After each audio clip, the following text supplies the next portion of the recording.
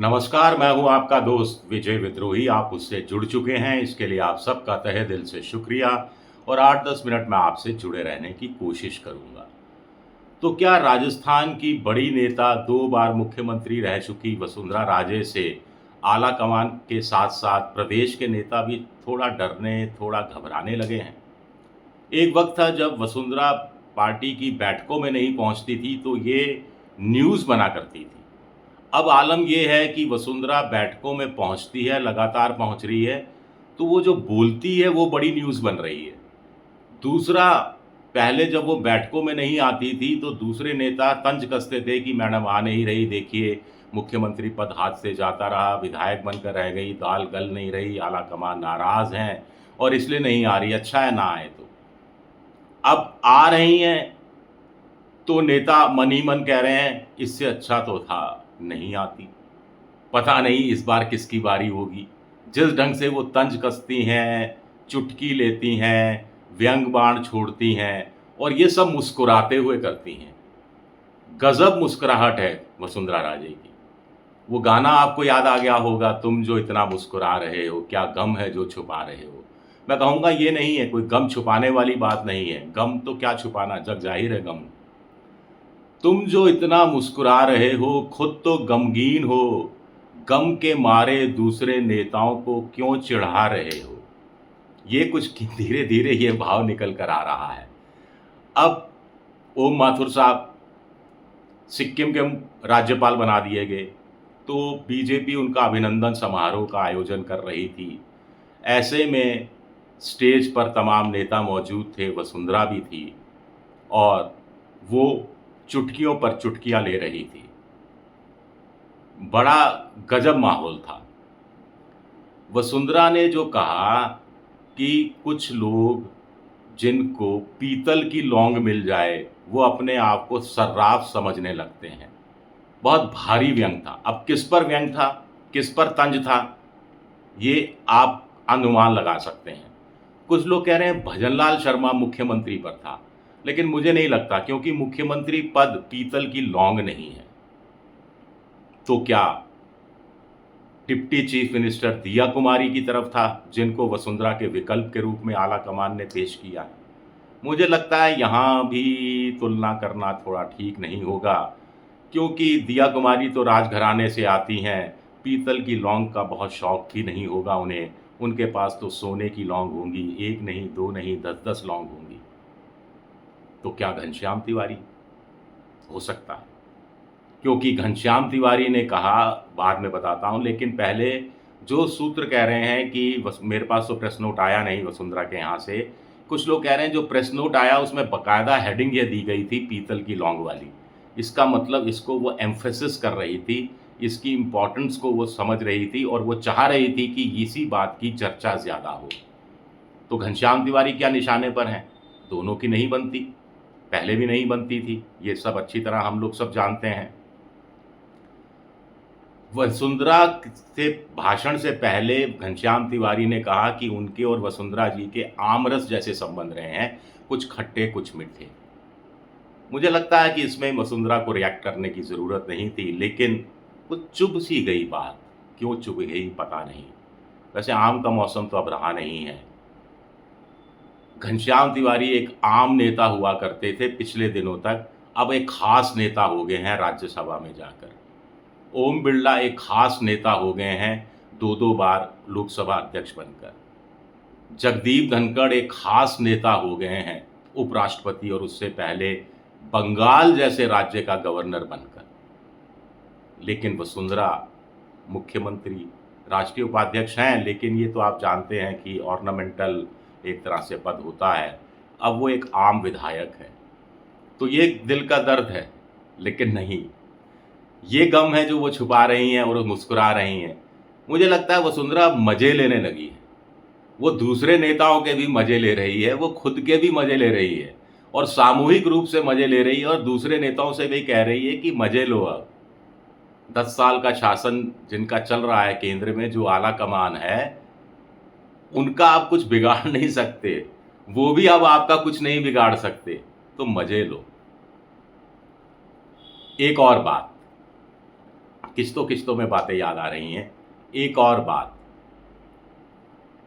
ओम माथुर, कद्दावर नेता, उस समय के नेता जिन्होंने गुजरात के प्रभारी हुआ करते थे और उन्होंने अमित शाह से लेकर उस समय के नरेंद्र मोदी की बड़ी राजनीतिक मदद की थी।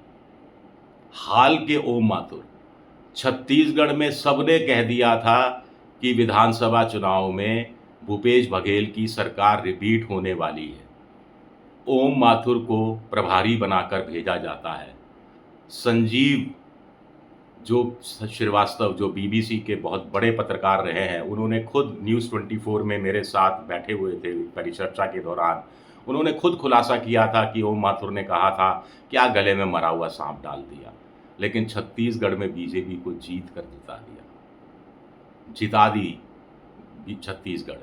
लेकिन क्या मिला? कुछ समय पहले तो नाम चल रहा था कि राष्ट्रीय अध्यक्ष भी बनाया जा सकता था, लेकिन राज्यपाल बना दिया गया, वो भी सिक्किम का। अभी ओम माथुर में बहुत राजनीति बची हुई थी। मुझे लगता है बेहतर इस्तेमाल ओम माथुर का हो सकता था। राज्यपाल भी बनाना था तो कोई वोलाटाइल स्टेट का बनाते, पश्चिम बंगाल का हो गया, या कांग्रेस रूल्ड शासन में राज्यपाल बनाते, ताकि वो राजभवन में जैसी गतिविधियां आजकल चलती हैं उसके हिसाब से बीजेपी को थोड़ा सा प्रत्यक्ष रूप से बढ़ावा देने की कोशिश होती। कुछ नहीं तो उड़ीसा का बनाया जा सकता था, जहां बीजेपी नई नई सरकार में आई है और संगठन भी नया है, इतना मजबूत नहीं है, तो राज्यपाल के नाते कुछ भूमिका उनकी वहां अप्रत्यक्ष रूप से हो सकती थी। यानी मुझे लगता है कि सदुपयोग नहीं किया। और वसुंधरा क्या कह रही हैं? वसुंधरा शायद थोड़े मज़े भी ले रही हैं, थोड़ा ढांढस भी बता रही हैं कि मैं भी राष्ट्रीय उपाध्यक्ष हूँ, आप भी राष्ट्रीय उपाध्यक्ष थे, आपको सिक्किम जैसे राज्य का राज्यपाल बना दिया गया। पहले गुलाब चंद कटारिया असम जैसे राज्य का राज्यपाल बना दिया गया, जहाँ हेमंत बिस्वा शर्मा है बीजेपी के मुख्यमंत्री, वहाँ आपके पास कुछ करने के लिए बचा ही नहीं है।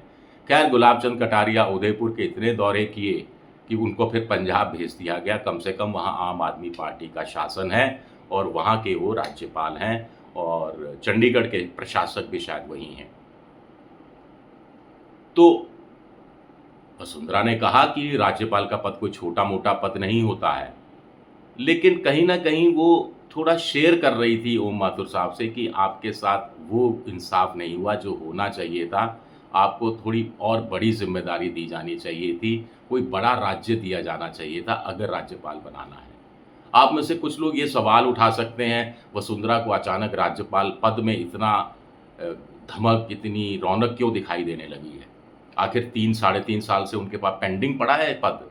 लोग कहते हैं 3 साल पहले उनको प्रपोजल था आला कमान का कि आप राजस्थान की राजनीति छोड़ दीजिए, राज्यपाल बनकर चली जाइए, लेकिन क्या वो राज्यपाल बनने को उत्सुक है?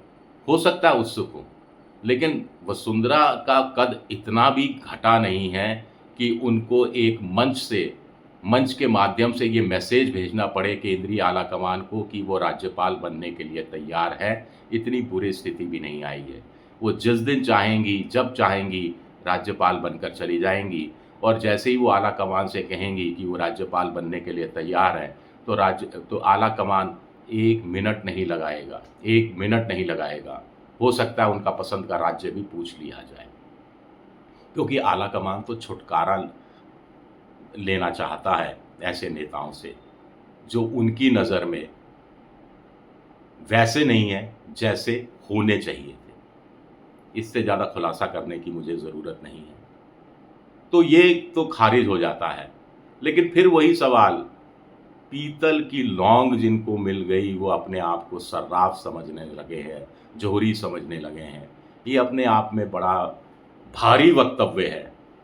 पहले के 2 वक्तव्य देखिए। पहले क्या कहा था उन्होंने कि जियो और जीने दो का सिद्धांत है, लेकिन हमारे यहाँ तो कुछ लोग खुद जीते हैं, दूसरों को जीने नहीं देते, जीने भी नहीं देते, संताप में छोड़ देते हैं, दुख देते हैं। फिर श्राप टाइप दे दिया था कि ऐसे लोगों का वही हश्र होगा जिनको वो सताते हैं, ये भी सताए जाएंगे बाद में।